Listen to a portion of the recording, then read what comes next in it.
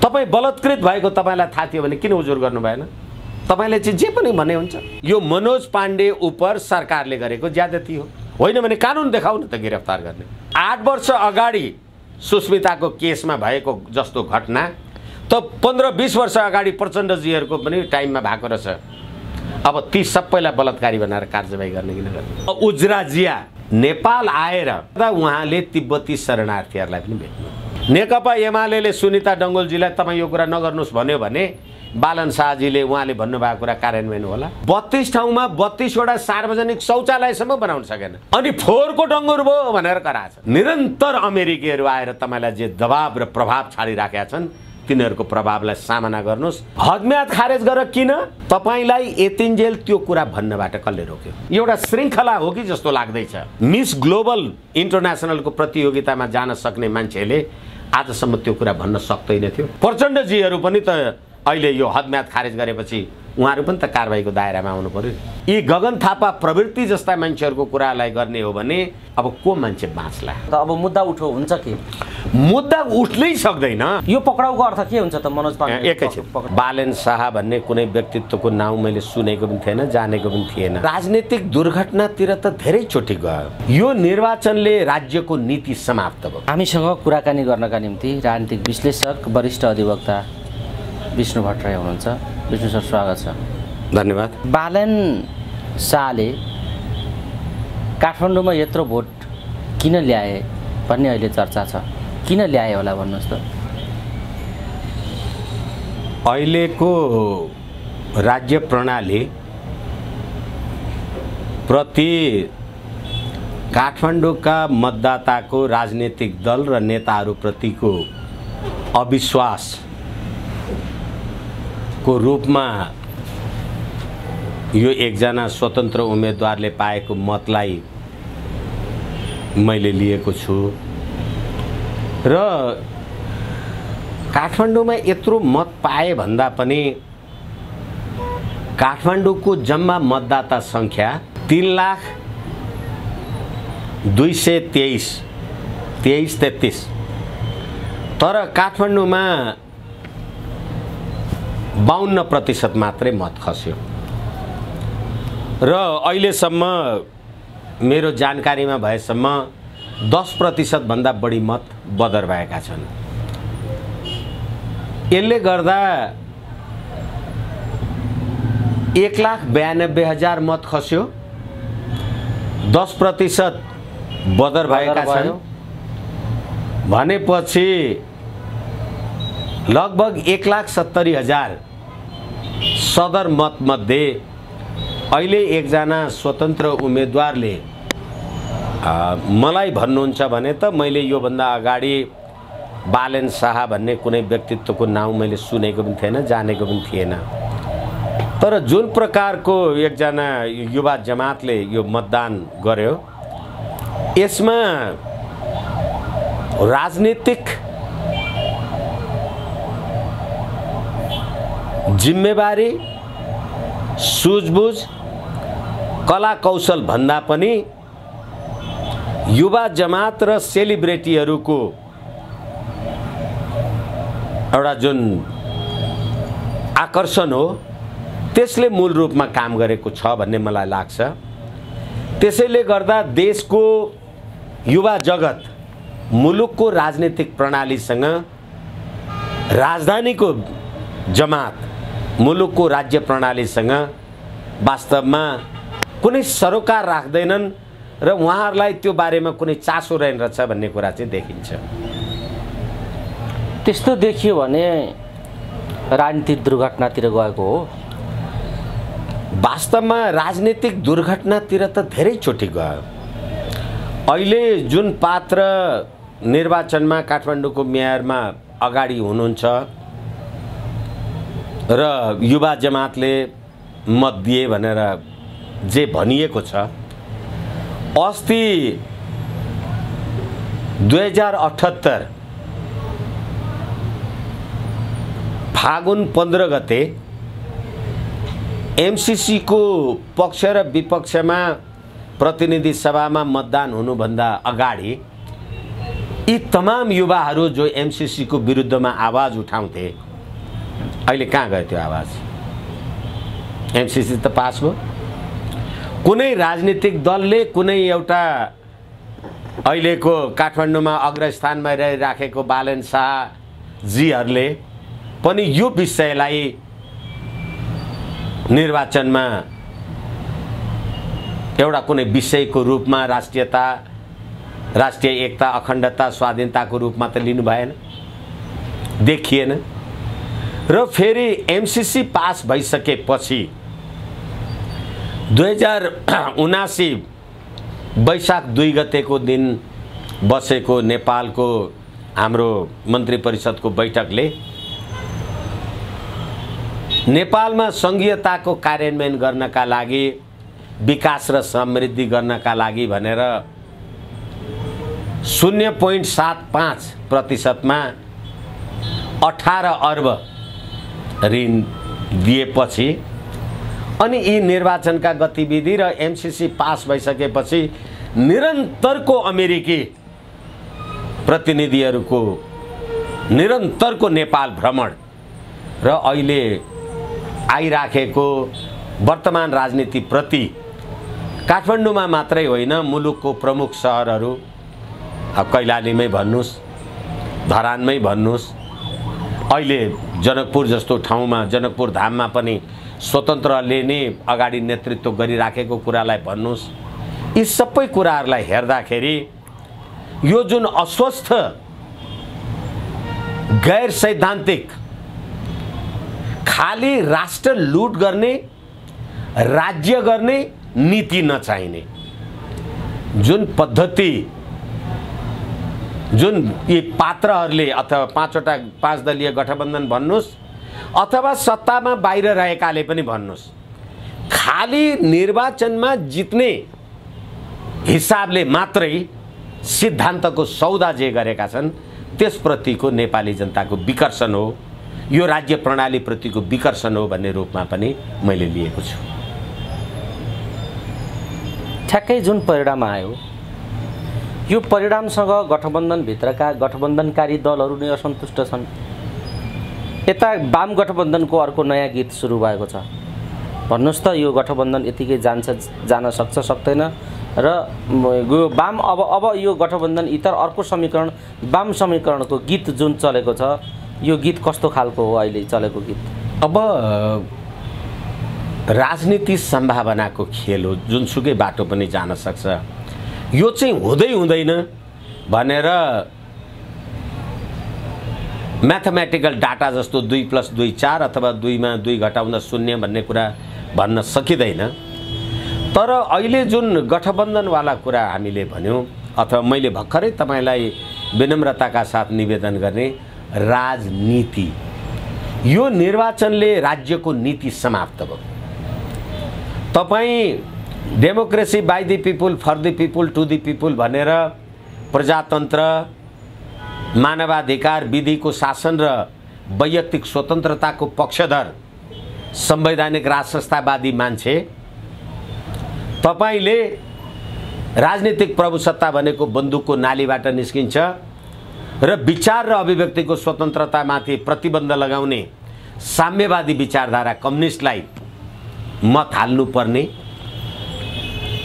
अनि त्यो कम्युनिस्ट भएको मान्छेले राजसंस्थावादीलाई भोट हाल्छु भनेर गठबन्धन गर्ने र टाउको काटेर झोलामा हाल्ने र टाउको बोकेर जाने, यो कुराले गर्दाखेरि नेपाली कांग्रेसको सदस्य भएको, अब उदाहरणकै लागि अहिले त्यही चर्चामा छ, भने पनि नभने पनि जगन्नाथ पौडेलजी जस्तो मान्छे जसले विधिको शासन, बीपी कोइरालाकै आदर्शलाई उहाँहरूले अहिलेको आफ्नो निर्वाचनको घोषणापत्रमा पनि लेख्नु भएको छ, संवैधानिक राज संस्थाको पक्षधर बीपी कोइराला, त्यसबाट च्युत भएर अनि संसदीय प्रजातन्त्रकै अन्त्य गर्नका लागि 17,000 नेपाली जनताको शहादत गर्ने, हँसिया हथौडामा भोट हाल्नुपर्छ भने देशमा सिद्धान्त रह्यो, नीति रह्यो, राजनीति रह्यो। र फेरि अर्को कुरा के हो भने एमसीसी पास हुन दिन्न, बरु डढेर खरानी हुन्छु भन्ने माओवादीका लीलामणि पोखरेल जस्ता, लीलामणि पौडेल कि पोखरेल जस्ता व्यक्तित्वहरू आज कहाँ गए? तिनीहरूले एक शब्द एमसीसी को बारेमा किन बोल्दैनन्? राष्ट्रियताको बारेमा किन बोल्दैनन्? हिजो चीनले एमसीसी पास गर्नका लागि अमेरिकाले धम्कीपूर्ण कूटनीति प्रयोग गर्यो भनेर भन्ने चिनिया शक्ति, अनि त्यही धम्कीपूर्ण भाषालाई अनुमोदन गर्ने माओवादी, कम्युनिस्ट भन्ने केपी शर्मा ओलीको एमाले, कम्युनिस्ट भन्ने माधव नेपाल लगायतका मान्छेहरू, यी सम्पूर्ण कुराहरूले गर्दाखेरि र गर्दा गर्दै अब त अहिले यो जुन अमेरिकी नागरिक सुरक्षा, प्रजातन्त्र, मानवाधिकारसँग सम्बन्धित उपमन्त्री जुन जिब्रा जिया उज्रा जिया नेपाल आएर एउटा राष्ट्रको प्रतिनिधि नेपाल आउनुभयो, हाम्रा विभिन्न पदाधिकारीलाई भेट्नुभयो, ठिकै छ। गर्दा गर्दा उहाँले तिब्बती शरणार्थीहरूलाई पनि भेट्नु, उहाँहरूसँग पनि कुरा गर्नुभयो। हिजो राजा महेन्द्रको समयदेखि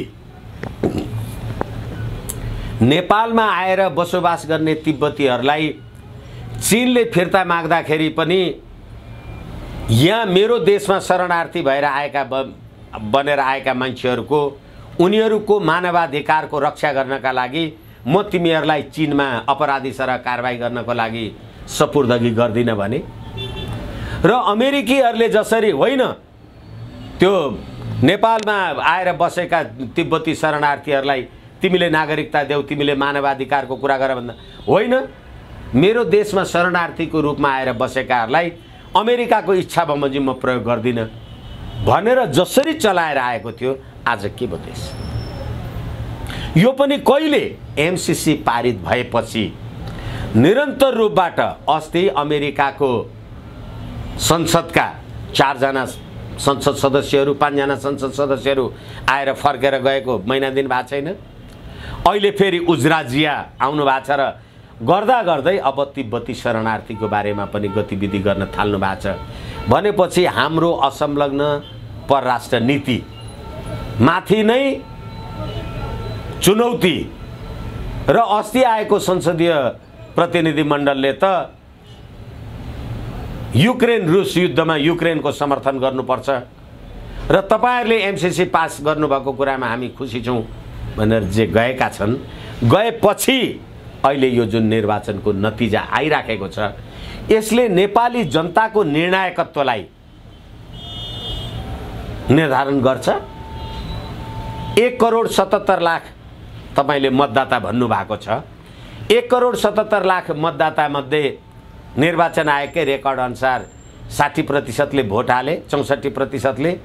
विराटनगरको नतिजा हेर्नुभयो भने उपमेयरले 19,000 ले 29,000 ले भोट जित्नुभयो, 30,000 मत चाहिँ बदर भयो भने यसै कारणले गर्दाखेरि यो राज्य प्रणाली, यो राज्य व्यवस्था, यो स्थानीय निकाय र अहिले जुन स्वतन्त्र रूपबाट जो व्यक्तित्वहरू चुनाव जित्नु भएको छ, मुलुकको वर्तमान संविधान कानुन अनुसार अहिले तपाई स्थानीय सरकारको प्रमुखमा निर्वाचन जित्नुभयो।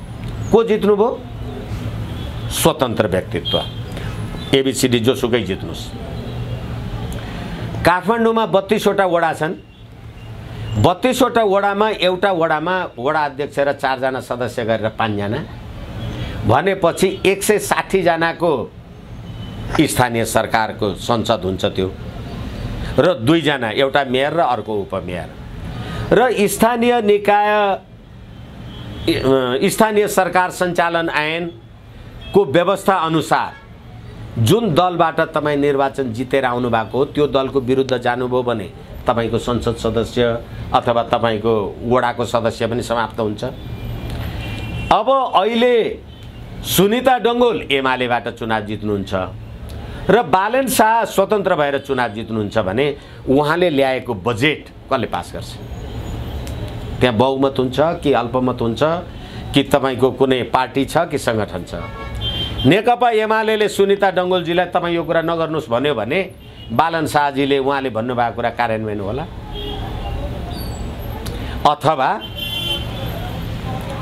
अहिले गठबन्धन गरेर तपाईँ 5वटा काङ्ग्रेस काठमाडौँको 5वटा वडाबाट, तपाईँ माओवादी 10वटा वडाबाट, तपाईँ समाजवादी अर्को 10वटा वडाबाट गरेपछि त त्यो त एउटा हङ पार्लियामेन्ट जस्तो भयो नि। अब त्यो हङ पार्लियामेन्टमा तपाईँ आफ्नो बजेट पास गरेर तपाईँ नेपाली जनताका सुख सुविधा शान्ति समृद्धि, हिजो एक्लै चुनाव जितेको एमाले काठमाडौँको 32 वडामा 32 ठाउँमा 32वटा सार्वजनिक शौचालयसम्म बनाउन सकेन। अहिले मान्छे बाटो हिँड्दैछ, पिसाब आयो भने कहाँ फेर्न जाने? मोनोरेल र कोनी के तपाईँहरू लोकतन्त्र र गणतन्त्रका कुरा जे गर्नुहुन्छ, सडकमा पिसाब फेर्न दिशा गर्नका लागि मान्छे बाध्य छ। अनि फोहोरको डङ्गुर भयो भनेर कराछ। अब यो नतिजाले र यो प्रणालीले यो नेपाली जनताको सुख शान्ति समृद्धि होला एक। र अर्को कुरा, अहिले 32 अर्ब निर्वाचनको खर्च, 32 अर्ब 3 करोड नेपाली जनतालाई भाग लगाउनुहोस् त, एकजनाको भागमा कति पर्ला? 32,000। अनि अहिले निर्वाचनको प्रयोजनको निमित्त लागेको त्यो मतपत्रको खर्च, एउटा मतदान गर्दा देशले 32 अर्ब खर्च गर्नु पर्यो भनेदेखि, अनि अहिले हेर्नुहोस् त एकै रातमा 10 रुपियाँ डिजेलको पेट्रोलको भाउ बढ्यो, 1800 ग्यास। अब यो महँगी अथवा यसलाई हिजो तपाईँले जुन मत हाल्नु भएको थियो नि, मैले त स्वतन्त्र रूपले मेरो मत हालेँ भन्ने जे भन्दै हुनुहुन्थ्यो, अथवा राजनीतिक पार्टीका मान्छेहरूले बोकी बोकी तपाईँलाई गाउँमा गएर भोट हालेका थिए, अब यो सबै साउ ब्याज बुझाउनुहोस्। आज एक दिन 32 अर्बको भोट हालेर एउटा मतपत्र बराबर कति मूल्य भयो तपाईँ आफै हिसाब राख्नुहोस्, मोल पर्यो त्यो हिसाब राख्नुहोस्। र अब त्यो 5 वर्षको अथाह कर महँगी सहनुहोस्। र अर्को कुरा, युक्रेन रुस युद्धको बारेमा निरन्तर अमेरिकीहरू आएर तपाईँलाई जे दबाब र प्रभाव छाडिराखेका छन्, तिनीहरूको प्रभावलाई सामना गर्नुहोस्। र राष्ट्रियताको प्रश्नमा पनि तपाईको आफ्नो धारणा, दृष्टिकोण, जागरुकता चाहिँ कसरी निर्वाह गर्छ नेपाली जनताले, यो अलिक दिन हेर्न बाँकी छ। परिदृश्य तयार भएको छ। अहिले यो स्थानीय निकायको निर्वाचनले समाधान दिँदैन, तपाईँले पहिलेदेखि नै भनि आउनु भएको छ। अब स्वतन्त्रले के गर्लान् तपाईँले राखिहाल्नुभयो चित्र, म यतातिर धेरै जान्न। तथापि यो नचाहेर पनि एउटा बहस गर्नै पर्ने यही निर्वाचनको झमेलो छ, बाध्यता छ। एउटा बताइदिनुहोस् त, सर्वाधिक रूपमा चासोको साथ हेरिएको चितवनमा जस्तो खालको आकलन गरिएको थियो, स्वतन्त्र नेपाली काङ्ग्रेसका उम्मेदवारदेखि लिएर एमालेको नेतृत्वको व्यक्तित्वदेखि लिएर यी सबै कुरा र प्रचण्डका जे चुनावी दौरानका बेला प्रचार प्रसारका बेला प्रचण्डका अभिव्यक्ति, यी सबै कुरालाई हेर्दा त्यहाँ जे आकलन गरिएको थियो त्यसको ठिक विपरीत फेरि प्रचण्डकै छोरी बोके चितवनका जनताले। यो विषयलाई कसरी हेर्नुहुन्छ बताउनु? अब चितवनको निर्वाचन मलाई त लाग्छ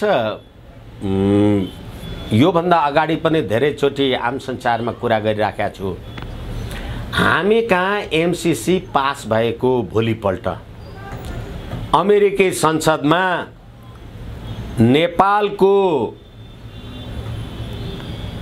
जनयुद्धकालीन सत्य निरूपण तथा मेलमिलाप आयोगमा परेका 60,000 उजुरीका कसुरदारहरूमाथि कारबाही भएन भन्ने कुरा आइराखेको अवस्थामा र एमसीसी पास गर्नु पर्यो भने त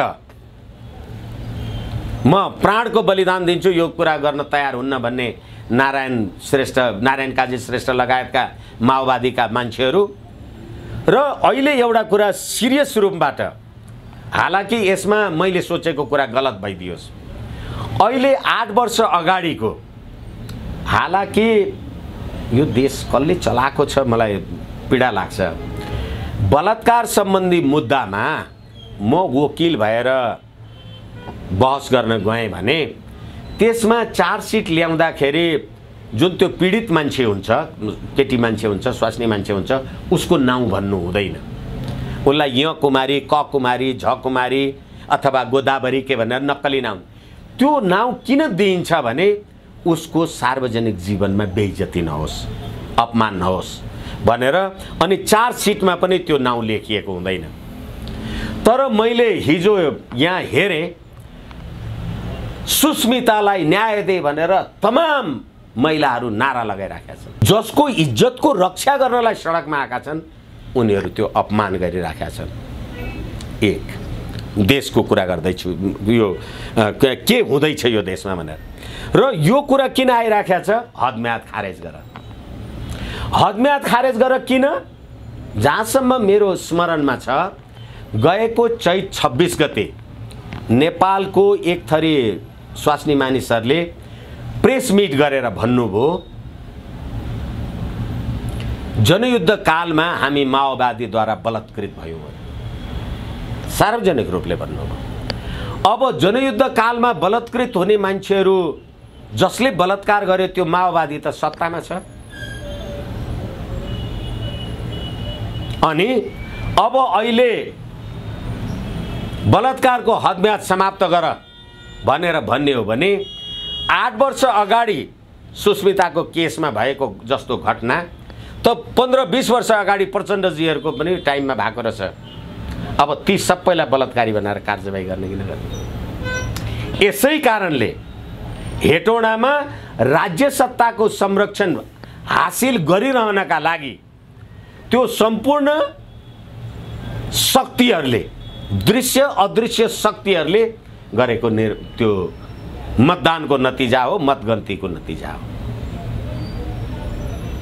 र यो परिदृश्यमा अहिले भर्खरै पनि मैले निवेदन गरिसकेँ, उजरा जिया अमेरिकी नागरिक सुरक्षा प्रजातन्त्र र मानवाधिकार उपमन्त्रीले जुन तिब्बती शरणार्थीलाई पनि भेटेर जे कुरा जे गर्नुभयो होला र त्यही चिनिया कम्युनिस्ट पार्टीको सिद्धान्त सी जिनपिङ विचारधाराद्वारा राज्य चलाउँछु भन्ने प्रचण्ड र केपी शर्मा ओलीजी र कम्युनिस्टहरूले चलाएको संसदीय प्रजातन्त्र त 5 वर्ष पनि टिक्दो रहेन रहेछ। पटक पटक हेऱ्यौँ हामीले, 2-2 चोटि प्रतिनिधि सभा विघटन भयो। यसै कारणले गर्दाखेरि अहिले म हेग जान पाएँ भन्ने महान हुन्छु भनेर भन्ने प्रचण्डजीलाई प्रतिरक्षा गर्नका लागि दृश्य अदृश्य शक्तिले रेणु दाहालजीको पक्षमा गठबन्धनलाई मत दिएको। यो ठिक छ, यो एउटा पाटो भयो। प्रसङ्गवश तपाईँले अहिले विषय उठाउनु भयो, तपाईँको क्षेत्रकै विषय पनि भयो, यो वकालतको विषय, कानुनको विषय पनि भयो। यो 8 वर्ष अगाडिको बलात्कारको विषय अहिले जो उठेको छ, यो विषयले मुद्दाको रूप लिँदा यसका कानुनी आधारहरू कस्तो छ, यसको कस्तो प्रावधान छ र कानुनी उपचार कस्तो हुन्छ, अहिले हाम्रो विद्यमान कानुनले यो विषयलाई कसरी हेर्छ विष्णु सर? अलिकति पहिलो कुरा त अहिलेको हाम्रो वर्तमान कानुनले बलात्कारसँग सम्बन्धित मुद्दामा 1 वर्षको हदम्याद तोकेको छ। तपाईँ 8 वर्ष अगाडि बलात्कृत हुनुभयो, तपाईँ त्यतिखेर 16 वर्षको हुनुहुन्थ्यो र अहिले 24 वर्षको पुग्नुभयो भने तपाईलाई यतिन्जेल त्यो कुरा भन्नबाट कसले रोक्यो? हामीले गएको एउटा फेरि घटना हेरेका छौँ। यो जहिले पनि साँच्ची म त भन्छु, मलाई त पीडाका साथ भन्छु, म महिलाहरूको चरित्रलाई प्रयोग गरेर पुरुषलाई बदनाम गर्ने अथवा नेपाली सोसाइटी समाजलाई बदनाम गर्ने एउटा श्रृङ्खला हो कि जस्तो लाग्दैछ। आज मलाई फल्नाले जबरजस्ती गर्यो भनेर जाहेरी दरखास्त दिने, भोलि आएपछि होइन मलाई त अर्काले भनेको थियो भनेर भन्ने। भने 16 वर्ष पुगेर एउटा सुन्दरी प्रतियोगितामा, मिस ग्लोबल इन्टरनेसनलको प्रतियोगितामा जान सक्ने मान्छेले आजसम्म त्यो कुरा भन्न सक्दैन थियो। किन भन्दैछ? 8 वर्ष पछाडि अघि जुन हामीले मुलुकको राजनीतिक परिदृश्य, निर्वाचन र माओवादी जनयुद्धको कुरालाई जोडेर हेऱ्यौँ, त्यसले गर्दाखेरि अब राज्य सत्तामा पुगेका, राज्य सत्तामा बसेका प्रचण्डजीहरू पनि त अहिले यो हदम्याद खारेज गरेपछि उहाँहरू पनि त कारबाहीको दायरामा आउनु पर्यो। त्यो पार्टीका मान्छेहरू। तर अब अहिले हदम्याद नलाग्ने भनेर तपाईँ भन्नु होला अथवा यिनीहरूले जे गर्लान्, तर it is the state interest to end the litigation भन्छ। राज्यले विवादको समाधान सधैँलाई अन्त्य होस् भन्ने चाहेको हुन्छ, विवाद बढाउन चाहँदैन राज्यले, त्यसैले हदम्यादको व्यवस्था हुन्छ। अब तपाईले हदम्यादमा 1 वर्षभन्दा पछाडि जबरजस्ती करनीमा उजुर गर्न पाइँदैन भनेको छ, तर हाड्न त करनी भयो भने त जिन्दगीभरि जहिले गरे उजुर गरे पनि हुन्छ। यदि यो अहिलेको उहाँहरूले भनेकै कुरालाई माग पुरा गर्ने हो भने, यी गगन थापा प्रवृत्ति जस्ता मान्छेहरूको कुरालाई गर्ने हो भने, जसले विदेशी ज्वाइँलाई नागरिकता दिनुपर्छ भनेका छन्, एकछिनलाई मान्नुहोस् मैले अहिले बिहा गरेको 40 वर्ष भयो, अनि अब मेरो श्रीमतीले होइन म त बिहा गरेर दुलै भएर आउनुभन्दा अगाडिदेखि नै भट्टराईजीले मसँग त यौन व्यवहार गर्नुभएको थियो भने त्यो पनि त जबरजस्ती गर्ने त भयो। को बात छ, जसलाई भनिदिन सक्ने होइन, को बात छ भनेको। अब एकछिनलाई मानौँ इक्वल प्रोटेक्सन अफ ल, अहिले तपाईँले हदम्याद खारेज गर्नुभयो र अहिले यो मनोज पाण्डे भन्ने मान्छेलाई पक्रिनु पनि भयो, कारबाही पनि गर्नुभयो भने उसले कानुनको संरक्षण पाउने कि नपाउने।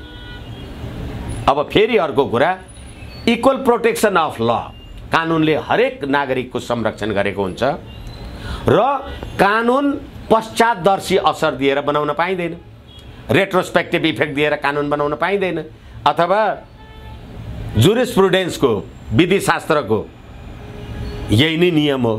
अब विधिशास्त्र पनि चाहिँदैन, जुरिस्प्रुडेन्स पनि चाहिँदैन र गर्नुहुन्छ भने अब को मान्छे बाँच्ला। गर्दा गर्दै हदम्याद नलाग्ने भन्ने हो भने त अघि केही कानुन व्यवसायी साथीहरूसँगै छलफलमा थिएँ मैले भने कि मेरो बुवाले चाहिँ कुनै टाइममा कोही केटी मान्छेसँग त्यस्तो बलात्कारको काम गर्नुभएको थियो, मेरो बुवा चाहिँ मर्नुभयो, तर बलात्कार गरेको आइबी मान्छे चाहिँ बाँचिराख्नु भएको छ भने पनि अब पीडितलाई क्षतिपूर्ति त दिनुपर्छ।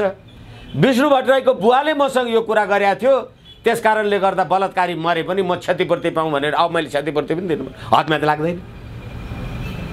यो के हुँदैछ भनेदेखि हामीले सम्पूर्ण रूपबाट समाजलाई नै ध्वस्त गर्ने कुरा, सम्पूर्ण रूपबाट हाम्रो सभ्यता, संस्कृति, आचार व्यवहार, मूल्य, मान्यता, जे कुरा यो अर्धनग्न प्रदर्शन।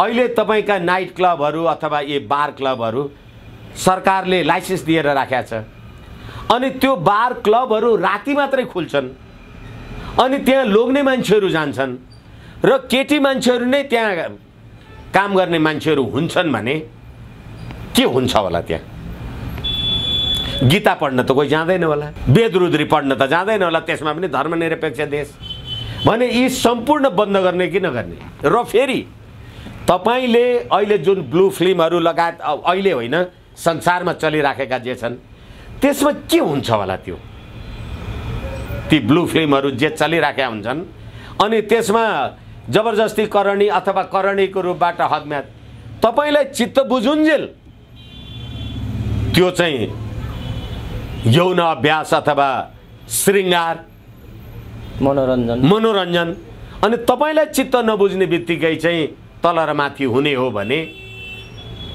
मलाई लाग्छ यसको अन्त्य कहिले हुन्छ जस्तो मलाई लाग्दैन। यसो प्रावधान के छ त? अब मुद्दा उठो हुन्छ के?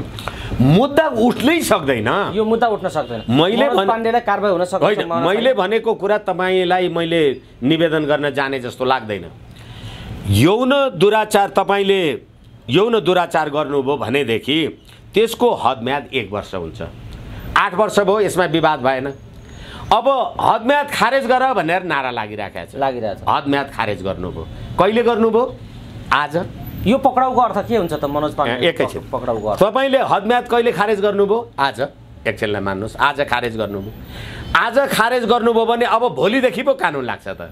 हिजो भइसकेका कुरामा त रेट्रोस्पेक्टिभ इफेक्ट, पश्चातदर्शी असर दिएर कानुन बनाउन पाइँदैन भने अहिले पक्राउ परेको मनोज पाण्डेले चाहिँ कानुनको समान संरक्षणको हक पाउँछ कि पाउँदैन त? इक्वल प्रोटेक्सन अफ ल पाउँछ? पाउँछ भन्ने हो, पाउँदैन भन्ने हो भनेदेखि कसलाई चाहिँ पक्रिन पाइँदैन? जसलाई पनि पक्रेर थुने भयो, मैलाई पक्रे भयो, तपाईँलाई भयो, उसलाई भयो भन्दै जसले भनिदिए भयो। होइन भनेदेखि हिजो भइसकेर हदम्याद गइसकेको कुरामा अब मुद्दा मामिला लाग्दैन। अब तपाईँले पक्रिनुभयो, मलाई त लाग्छ यो मनोज पाण्डे उप सरकारले गरेको ज्यादती हो। होइन भने कानुन देखाउ न त गिरफ्तार गर्ने के कानुन छ? सडकमा नारा लागेको भरमा गिरफ्तार गर्दै जाने हो भने पार्लियामेन्ट किन चाहियो? सडकले जे भन्छ त्यही कुरा गर्दो। यसै कारणले गर्दाखेरि कहिलेकाहीँ त मलाई उदेक पनि लाग्छ, यो 5वटा श्रीमती राख्ने 5वटा श्रीमान राख्ने द्रौपदी पनि हाम्री देवी, 16-18 हजार गोपिनी राख्ने श्रीकृष्ण पनि हाम्रा भगवान। अब त्यही हिन्दू राष्ट्र, त्यही हिन्दुत्वको मान्यता होला नि त हाम्रो पनि। यस कारणले गर्दा मलाई लाग्छ वर्तमान कानुनको पश्चातदर्शी असर दिने गरी कानुन बनाउन पाइँदैन। तपाईले अहिले पक्रिनु हो भने 8 वर्ष अगाडिको कुरालाई यसको कुनै अर्थ छैन। कानुन त अर्थ छैन। अब सडकमा के गर्नुहुन्छ, भोलि अर्को बनाउनुहुन्छ, कसलाई पक्रिनुहुन्छ, कसलाई कसो गर्नुहुन्छ। हिजो आफैले ज्यान मारा भनेकालाई अहिले महान हुनुहुन्छ प्रचण्डजी, टाउको काट्ने र बेच्ने हामीले बिर्स्यौँ भनेर निर्वाचनमा गठबन्धन गर्नुहुन्छ। त्यस्तो केही गर्नुहुन्छ त मलाई थाहा छैन। तर वर्तमान कानुनले इग्नोरेन्स अफ ल इज नो एक्सक्युज। अहिले जो मान्छेलाई चाहिँ यो अन्याय पर्यो भनिएको छ, तपाईलाई कानुनको अनभिज्ञता क्षम्य हुँदैन। तपाईँ बलात्कृत भएको तपाईलाई थाहा थियो भने किन उजुर गर्नु भएन? तपाईले चाहिँ जे पनि भने हुन्छ। इग्नोरेन्स अफ ल इज नो एक्सक्युज। अनि अहिले अदालतले मुद्दामा धेरैवटा मुद्दामा भनेको छ आफ्टर थट स्टेटमेन्ट। कुनै घटना काम परिस्थिति अहिले भयो र त्यसको तत्कालै अहिलेको अहिले तपाईले उजुरी दिनुभयो भने चाहिँ तपाईले अरू कुरा सोच्न भ्याउनुहुन्न। तर तपाईले 3 महिना अथवा 15 दिन पछाडि हो भने त होइन यो विष्णु भट्टराईको नाउँबाट भन्दा अब त्यसमा किसने पनि जोडौँ, उसले पनि गरेको थियो, त्यसले पनि गरेको थियो भने तपाईको मनमा पनि त कसुर पैदा हुन्छ नि। त्यसैले आफ्टर थट स्टेटमेन्ट काम लाग्दैन भनेको छ सुप्रिम कोर्टले। तपाईले बनाएको सुप्रिम कोर्ट र यो संसारको जुरिस्प्रुडेन्स अथवा विधिशास्त्रको सर्वव्यापी मान्यता हो। तपाईको मनमा जे आउँछ त्यही लेख्दै जाने र म कसुरदार हुँदै जाने। 8 वर्ष अगाडि, 10 वर्ष अगाडि, 5 वर्ष अगाडि, 6 महिना अगाडि, 3 महिना अगाडि तपाईलाई कुटेँ भने मैले आज कुटेँ होला नि, चोरेँ भने आज चोरेँ होला। तर मैले 5000 चोरेको थिएँ। होइन त्यो विष्णु भट्टराई त अलिकति खल्तीमा पैसा नभए पनि जग्गा जमिन छ, यसले 5 लाख चोर्यो भनेर हालिदिउँ न, त्यताबाट भोलि ल्याउँला भनेर तपाईँले 15 दिन पछाडि आफ्टर थट स्टेटमेन्ट तपाईँले मलाई 5 लाख चोर्यो भनेर भन्ने मिल्छ? होइन। अब चाहिँ हुलले गर्ने हो भने त हुल अफ ल भयो भने त केही भन्न सक्दैन म। रुल अफ लले चाहिँ चल्दैन। हवस् विष्णु सर, समय दिनुभयो। विभिन्न सन्दर्भलाई केन्द्रित गरेर कुराकानी गर्ने समय हामीलाई प्राप्त भयो। यो समय र संवादका लागि यहाँलाई धेरै धेरै धन्यवाद छ। हवस्, धन्यवाद।